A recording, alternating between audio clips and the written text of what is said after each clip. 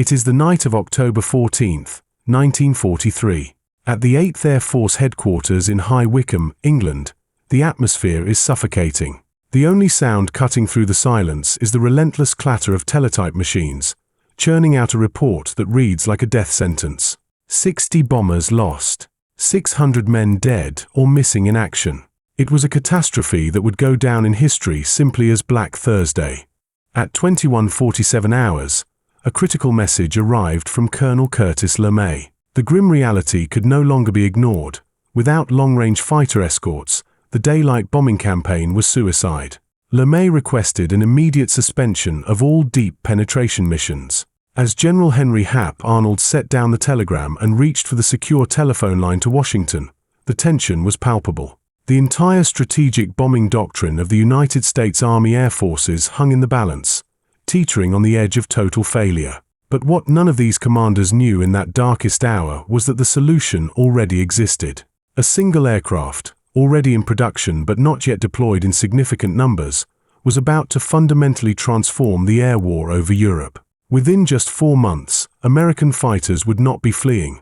They would be hunting German interceptors over the skies of Berlin itself. The Luftwaffe's carefully constructed defensive system, a fortress of the sky, was about to crumble under relentless pressure from an aircraft that represented the perfect fusion of British engineering genius and American mass production capacity. The P-51 Mustang was coming, and it wouldn't just escort bombers to the German capital.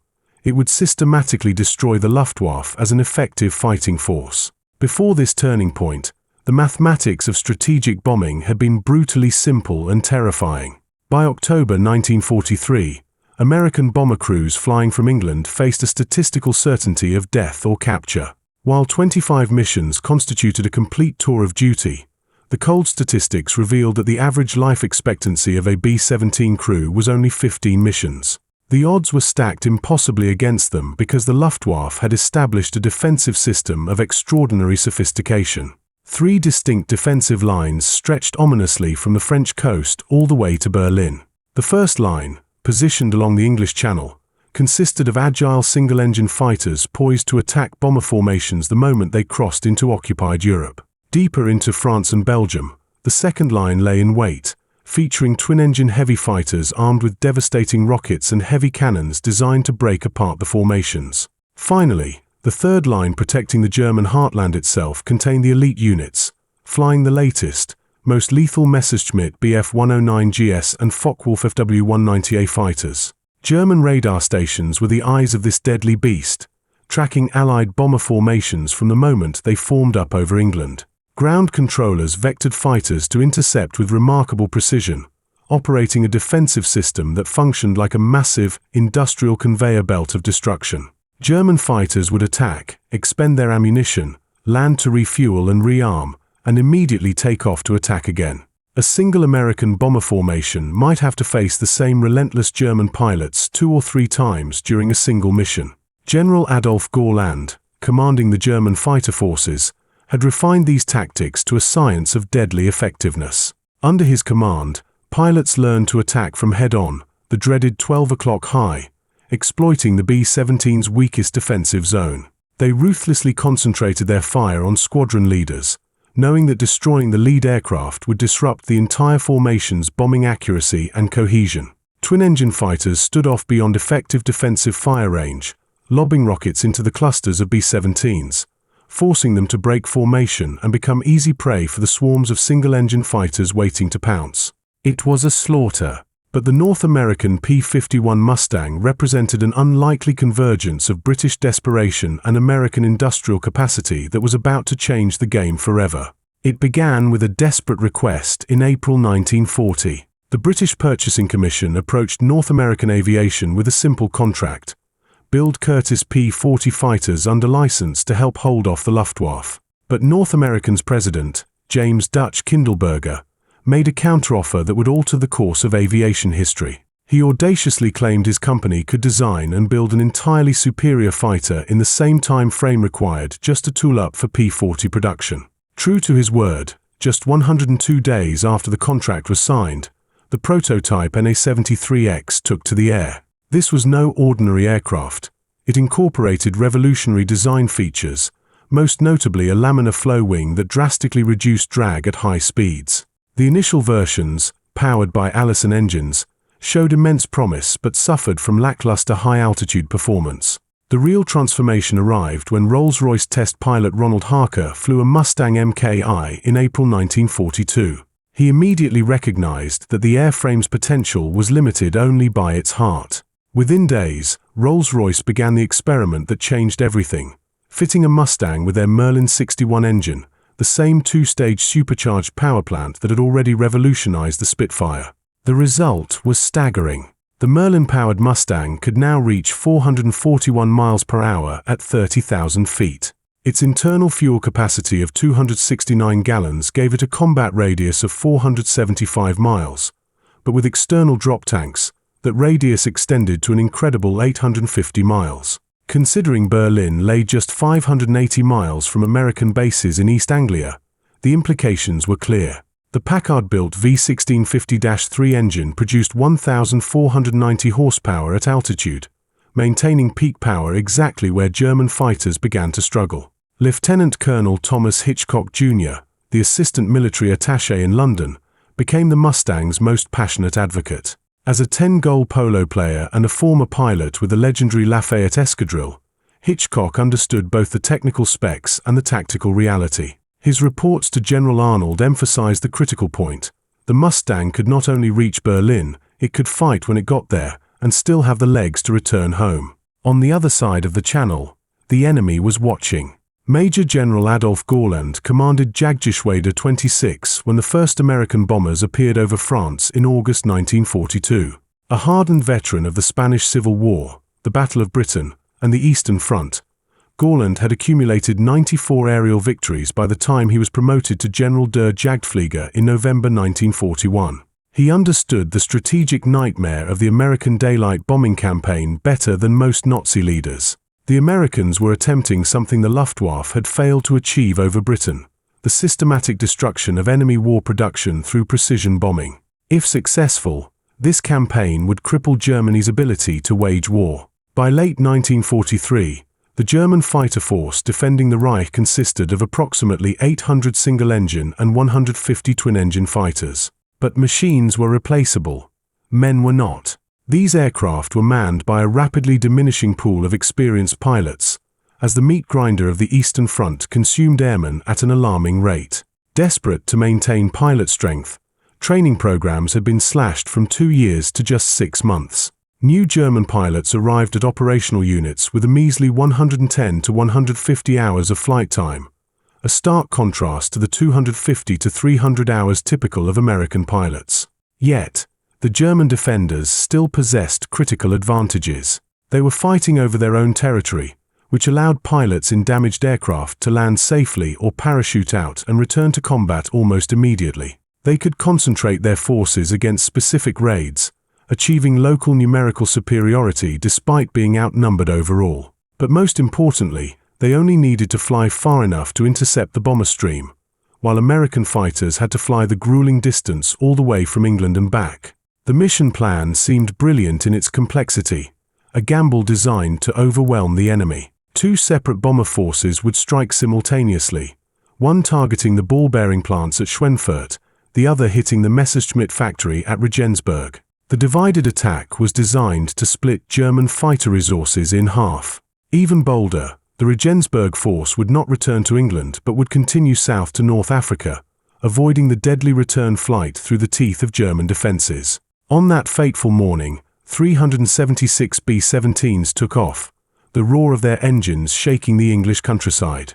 The Regensburg force departed on schedule at 7 o'clock hours. But then, disaster struck. Heavy fog delayed the Schweinfurt force for 90 agonizing minutes, completely destroying the plan's careful timing. The German fighters that had attacked the first wave had ample time to land, refuel, rearm, and take off again to hammer the Schweinfurt force. Lieutenant Colonel Bernlay Jr., flying as an observer with the Regensburg force, witnessed the horror firsthand. He later wrote, "Swarms of fighters queued up for their attacks like a breadline. Our formations began to dissolve as B-17s fell burning or exploding. The sky over Germany was filled with white parachutes, falling debris, and arcs of tracer fire. The cost was staggering. 60 B-17s were lost, and 600 men were killed, wounded, or captured. The Luftwaffe had ruthlessly demonstrated that unescorted daylight bombing was unsustainable. Stunned by the losses, the Americans suspended deep penetration missions for 6 weeks while they desperately searched for a solution. But the suspension could not last. Political pressure demanded continued attacks on German war production, and intelligence reports indicated that ball-bearing production had already recovered from the August raid. Another strike on Schweinfurt was ordered for October. At 1 p.m. hours, 291 B-17s crossed the Dutch coast. But at the city of Aachen, their escort fighters, the P-47 Thunderbolts, reached their limit. With their fuel exhausted, the Thunderbolts turned back, leaving the bombers to fly on alone for another 200 miles to the target. The Luftwaffe response was overwhelming. Over 300 fighters attacked in coordinated waves. Major Wilhelm Moritz, leading Jagdgeschwader III, employed terrifying new tactics. His fighters carried 210mm rockets, fired from well beyond the range of the B-17's foot defensive guns. Each rocket contained 90 pounds of high explosives, enough to destroy a bomber with a single hit. First Lieutenant Robert McCallum, pilot of the B-17 Paddlefoot, watched the attacks develop with a sinking heart. They came from 12 o'clock high, 4 abreast, their wings lighting up with cannon fire. The rockets looked like aerial torpedoes trailing thick smoke. When they hit, the B-17s didn't just crash, they disintegrated. The bombing results were technically excellent. Reconnaissance photos showed severe damage to the plants. But the human and material cost was catastrophic. 60 bombers had been lost, with another 17 written off due to irreparable damage. 650 men were casualties. Among the survivors, morale collapsed. The daylight bombing offensive had reached its absolute crisis point. History, however, was about to turn a corner. The first P-51B Mustangs arrived at RAF Boxted in Essex on November 20, 1943. The 354th Fighter Group, technically part of the 9th Air Force, was immediately placed under 8th Air Force operational control to address the crisis.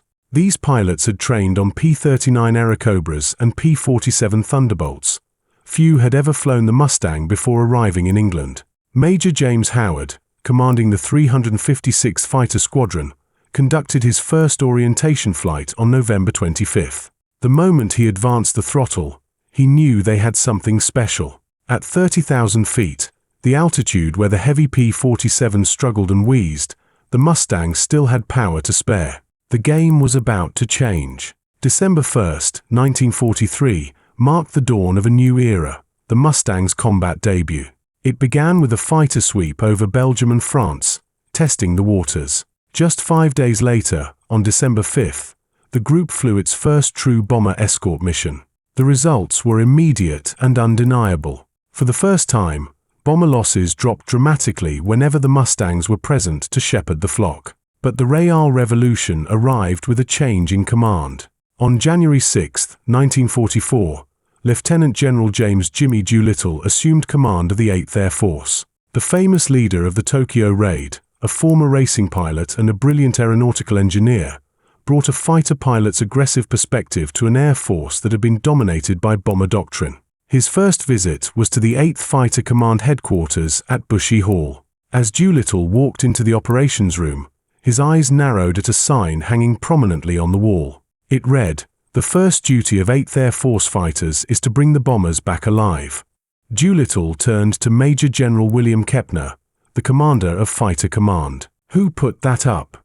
Doolittle asked sharply. "It was here when I arrived," Kepner replied. "Take it down," Doolittle ordered, his voice leaving no room for argument. "Put up a new one. The first duty of 8th Air Force fighters is to destroy German fighters." This simple order fundamentally transformed the air war. Previously, American fighters had been leashed to the bomber formations, forced to fly defensive weaving patterns above them to maintain close contact. It forced them to burn fuel needlessly and surrender the initiative to the enemy. Doolittle cut the leash. He freed them to hunt. Under the new doctrine, fighter groups would range miles ahead of the bombers, clearing the skies and catching German interceptors as they were forming up. They would relentlessly pursue retreating Germans back to their airfields and strafe them on the ground. Colonel Donald Blakesley, commanding the elite 4th Fighter Group, embraced these new tactics immediately. A hardened veteran and former Eagle Squadron pilot who had flown Spitfires with the RAF, Blakesley understood the visceral nature of fighter combat. He revolutionized his unit's formations, abandoning the rigid, outdated 3-plane V elements for flexible, lethal 2-plane teams. He pushed his pilots to be aggressive, to seek out combat rather than passively wait for it. Everything culminated in Operation Argument, known to history as Big Week. This offensive represented the full, brutal implementation of the new strategy. For 6 consecutive days, the 8th Air Force from England and the 15th Air Force from Italy launched maximum efforts against the heart of German aircraft production. Over 3,000 bomber sorties dropped 10,000 tons of high explosives on aircraft factories. But the bombers were also bait. The real battle occurred in the air, where the Luftwaffe was forced to come up and fight. P-51 Mustangs, now equipping 5 fighter groups, ranged deep into Germany, turning the hunter into the hunted. The sheer dominance of the Mustang was perhaps best epitomized earlier in the campaign. On January 11th, Major James Howard performed a feat that would become legend. For over 30 minutes, he single-handedly defended a bomber formation against 30 German fighters, diving and climbing into the swarm repeatedly. He was awarded the Medal of Honor for his actions, yet his combat report was characteristically brief and understated, saw enemy aircraft attacking bombers, engaged same. By the time Big Week launched on February 20th, the tide had turned irrevocably. German losses during those 6 days were nothing short of catastrophic. The Luftwaffe lost 355 fighters in aerial combat and another 150 destroyed on the ground. But the numbers tell only half the story. More critically, 17% of the entire German fighter pilot force was killed in that single week. These were the Experten, the experienced veterans who formed the backbone of the defense and could not be replaced. Training programs could churn out new pilots and factories could build new planes.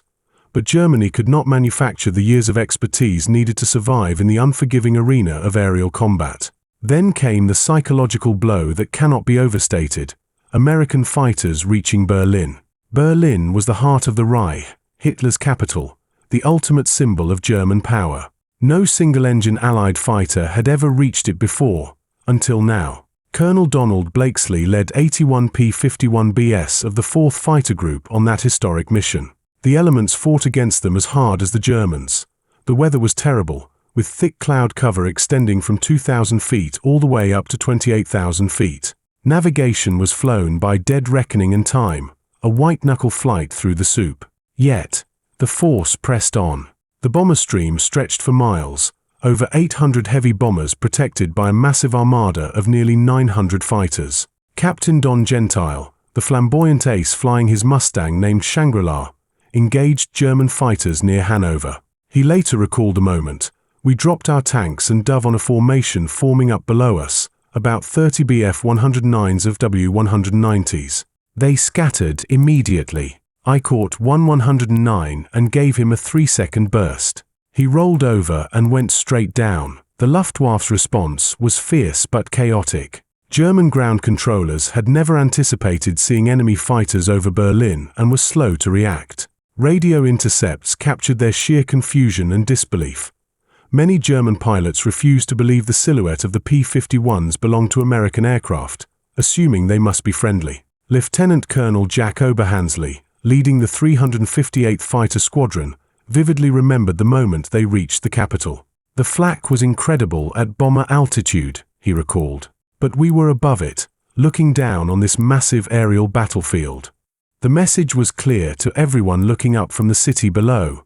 We were there." American fighters were patrolling the skies over the German capital. 2 days later, the 8th Air Force returned to Berlin, and this time they brought the sledgehammer. A massive armada of 660 B-17s and B-24s, escorted by nearly 900 fighters, attacked targets in and around the German capital. Desperation was setting in for the defenders. Major General Adolf Gorland personally led Jagdgeschwader 1 into combat. Flying his personal Focke-Wulf FW-190A8, Gorland attempted to break through to the bomber formations, but the general himself was intercepted by escorting Mustangs. His wingman was shot down before they could even reach firing range. By the end of the day, the Luftwaffe had lost 69 fighters destroyed and 26 damaged. American losses were 35 bombers and 11 fighters. The arithmetic was clear and brutal. The Luftwaffe could not sustain such attrition, while the Americans were growing stronger with each passing day. With 7 fighter groups fully equipped with P-51s by April 1944, the 8th Fighter Command shifted to pure offensive operations. No longer tethered to the bombers, fighters swept ahead of the formations, clearing the skies and catching German fighters at their most vulnerable moment as they were taking off. They even stayed behind after the bombers turned for home, hunting Germans returning to their bases low on fuel and ammo. Colonel Hubert Hub Zemke, the legendary commander of the 56th Fighter Group, developed a ruse that became known as the Zemke fan. His P-47 Thunderbolts would simulate a bomber formation's radio chatter to draw German fighters into the air, only to lead them into deadly ambushes set by P-51s flying high cover. On April 8, 1944, Lieutenant Robert Goebel shot down his 5th German fighter to become an ace. He described the slaughter of the new German recruits. "We caught them taking off from Brandenburg. The inexperienced pilots would raise their gear and try to turn immediately. Their planes would stall and crash. The veterans would build speed first, but by then we were on them."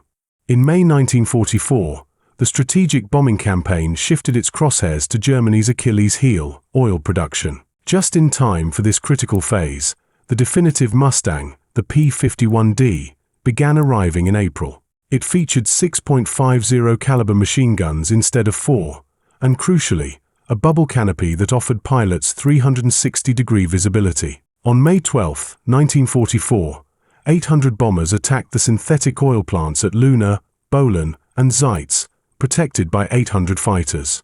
The Luftwaffe launched everything available, over 500 fighters, to defend their fuel source. The resulting air battle was the largest in history to that point. Major George Preddy, commanding the 487th Fighter Squadron, achieved multiple victories that day. He recalled the intensity of the dogfight. "They came up in massive formations. We'd dive through them shooting, zoom back up, and dive again. It was controlled chaos, but we had the advantage." The Luftwaffe lost 126 fighters destroyed and 64 damaged in a single afternoon. American losses were 46 bombers and 13 fighters. The verdict was written in the sky. While German aircraft production actually increased in 1944, pilot quality had completely collapsed. New pilots were arriving at the front with minimal training, and rarely survived their first missions.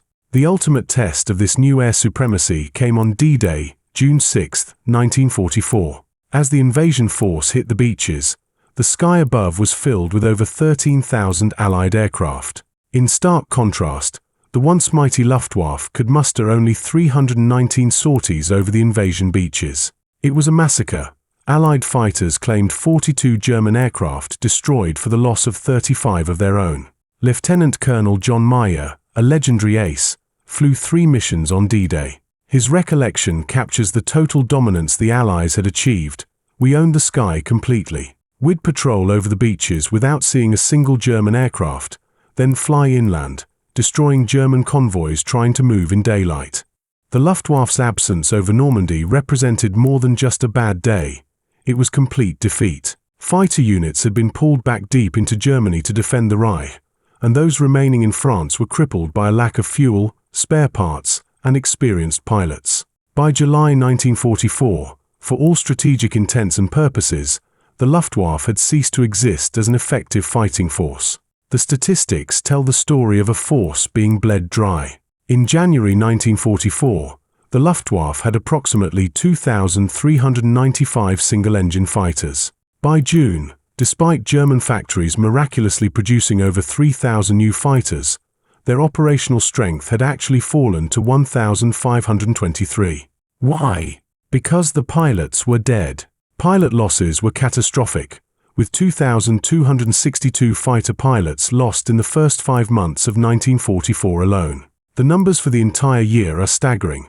American fighter claims for 1944 totaled 5,954 German aircraft destroyed in aerial combat and another 4,131 destroyed on the ground. The P-51 Mustang was the primary instrument of this destruction, accounting for 4,950 of these victories. With Mustang losses totaling 2,520, they achieved a victory-to-loss ratio of nearly 2-to-1 against a desperate enemy. The transformation was remarkable. Remember October 1943, when the 8th Air Force nearly suspended operations due to unsustainable losses. By June 1944, American bombers could attack any target in Germany with acceptable casualties. The key difference was the fighter escort, specifically the P-51 Mustang's ability to hold the bomber's hand all the way to the target and back.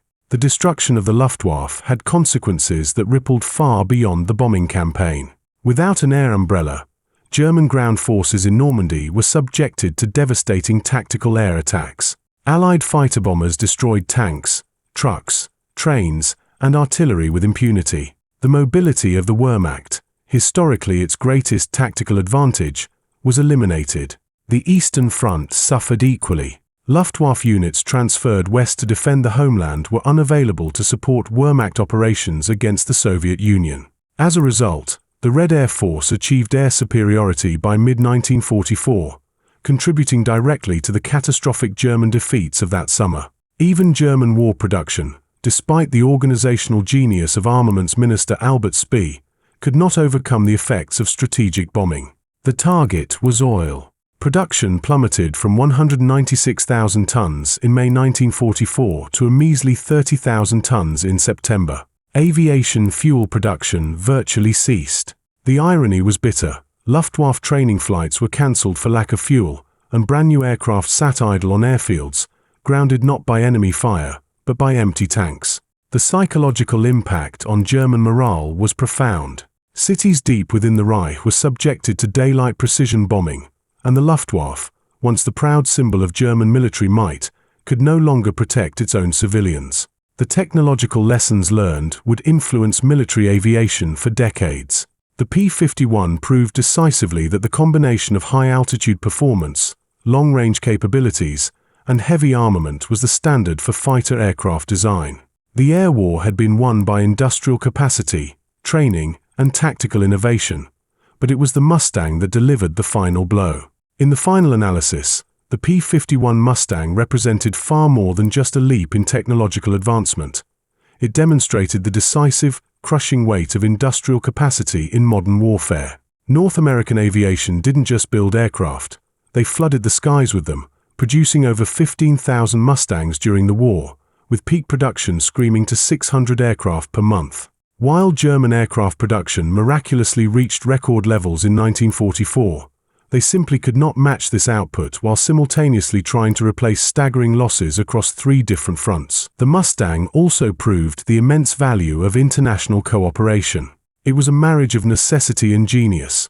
British engineering, in the form of the legendary Rolls-Royce Merlin engine, combined with American mass production to create the war's most effective fighter. The Packard Motor Company's ability to take the complex, hand-built Merlin and mass-produce it on assembly lines demonstrated an American industrial adaptability that the Axis powers could not comprehend, let alone replicate. But machines are nothing without men, and the training systems proved equally crucial. American pilots arrived in combat well-prepared, boasting 250 to 300 hours of flight time. They had trained safely in the clear skies of the United States, with unlimited fuel and reliable aircraft. In stark contrast, German pilots, their training programs constantly interrupted by Allied bombing and fuel shortages, were rushed to operational units with a mere 110 to 150 hours of experience. This qualitative difference proved just as lethal as numerical superiority. Strategically, the Mustang settled the debate once and for all. The bombing campaign's success depended entirely on fighter escort. Pre-war theories about self-defending bomber formations had proved to be disastrously wrong. Bombers could indeed destroy enemy war production, but only if fighters were there to protect them from interception. And in this arena, command philosophy mattered decisively. General Jimmy Doolittle's tactical revolution, releasing fighters from the leash of close escort duty, transformed the air war. By taking the offensive, American fighters forced the Luftwaffe to fight on American terms. German fighters could no longer choose when and where to engage. They were hunted down relentlessly. The end came with a deafening silence. On April 25, 1945, the 8th Air Force flew its last combat mission of the European War.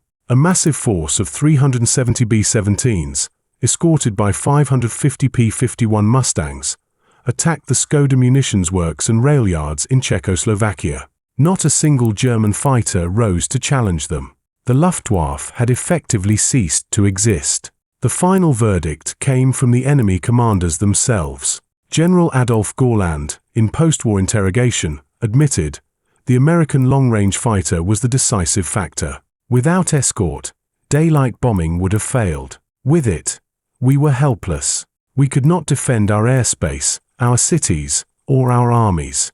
But perhaps the most telling psychological impact was captured by the Reichsmarschall himself, Hermann Göring. His famous statement echoes through history, "When I saw Mustangs over Berlin, I knew the war was lost."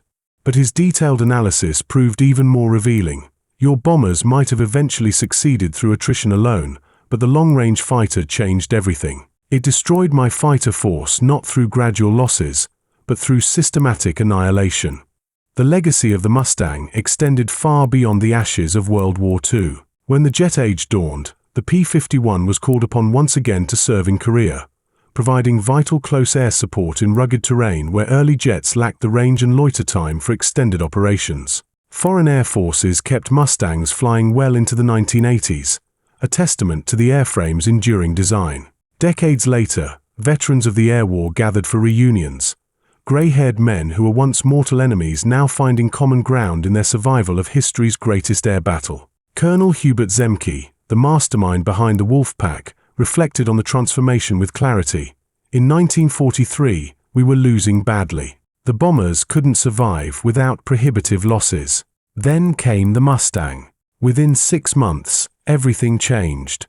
Zemke noted that it wasn't just the aircraft itself, it was the entire ecosystem of training, tactics, leadership, and industrial support. But he added a crucial caveat: without the Mustang's unique capabilities, none of that system would have mattered. Today, the National Museum of the United States Air Force displays these machines with reverence. Visitors standing before a restored P-51D often ask why this particular propeller-driven aircraft receives such prominence among supersonic jets and spacecraft. The answer lies in its pivotal historical impact. The P-51 Mustang demonstrated that technological superiority, industrial capacity, and human courage could combine to achieve the impossible. It proved that air power could be the decisive factor in modern warfare. Most importantly, it showed that democratic nations could mobilize to produce weapons and warriors capable of defeating tyranny. Consider the speed of the turnaround.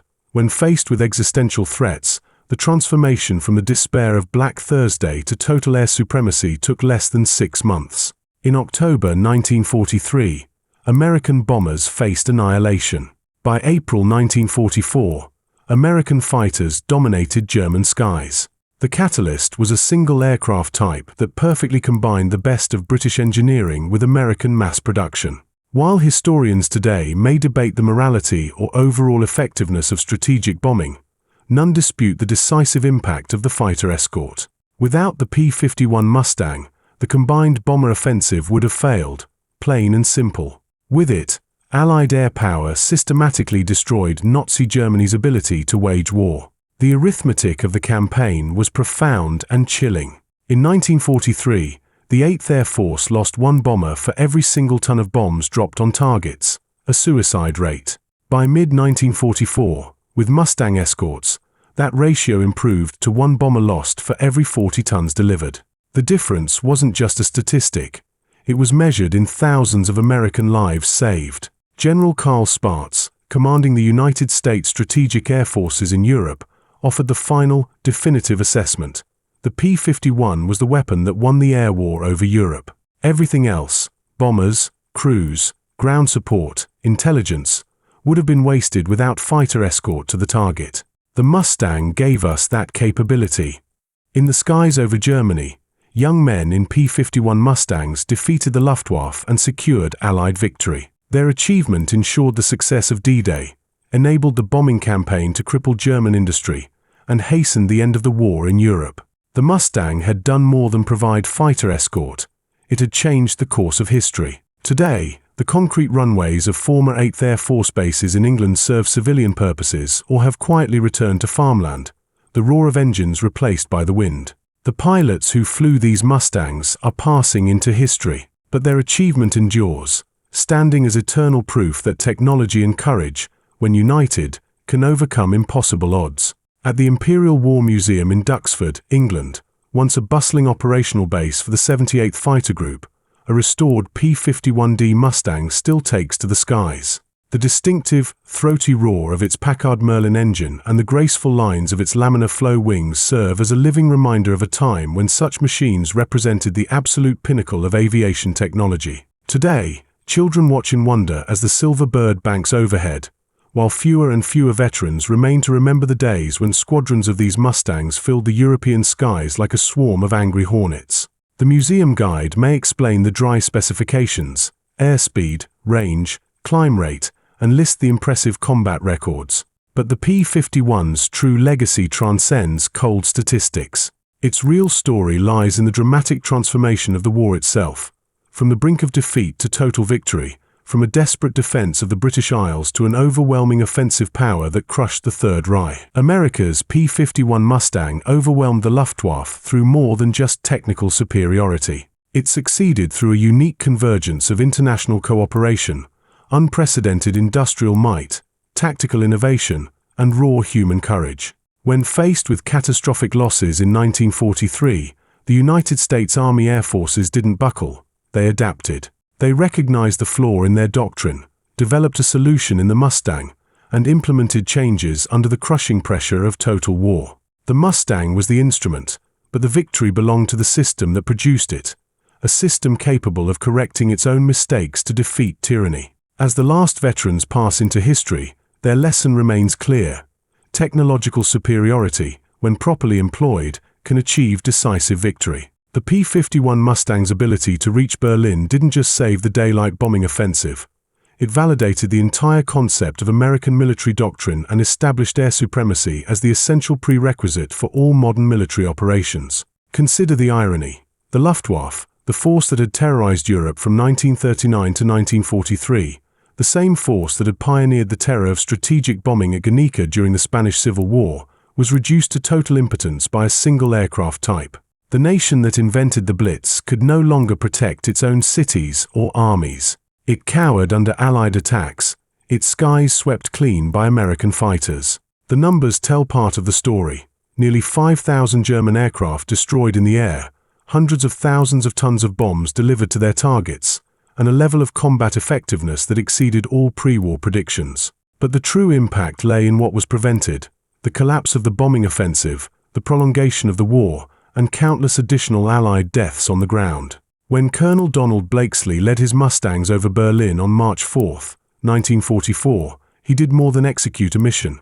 He demonstrated that American power could now reach the very heart of enemy territory with impunity. The sight of silver American fighters gleaming over the Nazi capital sent an unmistakable message that rippled throughout occupied Europe.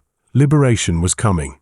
It was a technological miracle. In less than 4 years, North American aviation had designed, tested, refined, and mass-produced an aircraft that exceeded the performance of fighters developed by enemies who had been preparing for war for a decade. The P-51 Mustang stands today not just as a weapon of war, but as a monument to the moment when the tide turned and the skies were finally won. The integration of the Merlin engine, accomplished in months rather than years, demonstrated how the urgency of war can drive miraculous innovation. Even the addition of the fuselage fuel tank, which extended the Mustang's range to Berlin, showed a pragmatic approach to problem-solving under pressure. It was a dangerous fix. The tank shifted the center of gravity, making the aircraft unstable and terrifying to fly until the fuel was burned off. But they did it anyway, because it was the only way to win. Yet, we must remember that technology alone did not defeat the Luftwaffe. It was the young men, kids, really, with an average age of just 22, who mastered these complex machines. They learned sophisticated tactics and engaged in mortal combat at altitudes where temperatures plummeted to -50 degrees, where a glove removed meant instant frostbite. They flew in formations of hundreds, maintaining precise positions while simultaneously scanning the void for enemies, monitoring delicate instruments, and managing fuel consumption. A single moment's inattention meant death. The German pilots they faced were equally brave, fighting a desperate battle to defend their homeland against overwhelming odds. By 1944, many were flying their third or fourth aircraft type, struggling to adapt to machines with wildly different handling characteristics. They faced Americans by day, British by night, and Soviets in the east. They operated from cratered airfields under constant attack, with dwindling fuel supplies and a shortage of spare parts. The human cost of this struggle was staggering.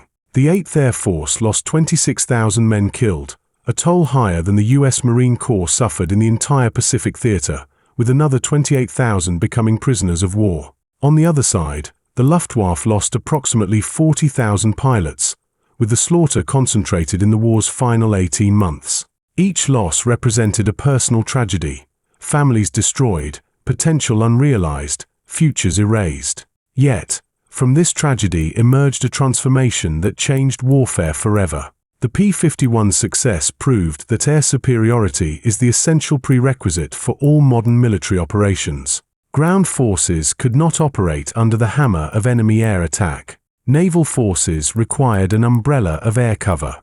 And strategic bombing was suicide without fighter escort. These bloody lessons, learned in the skies over Germany, shaped military doctrine for generations to come. The end came swiftly. In January 1944, the Luftwaffe remained a formidable beast. By June, it was broken. By September, it existed largely on paper. The sheer speed of this collapse testified to the effectiveness of American strategy and the P-51's decisive impact. 8 decades later, certain lessons remain crystal clear. First, technological superiority can overcome geographic disadvantage.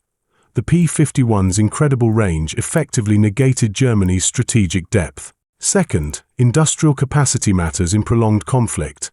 America's ability to churn out thousands of Mustangs while simultaneously building bombers, training pilots, and supplying allies proved decisive. Third, tactical innovation multiplies technological advantage.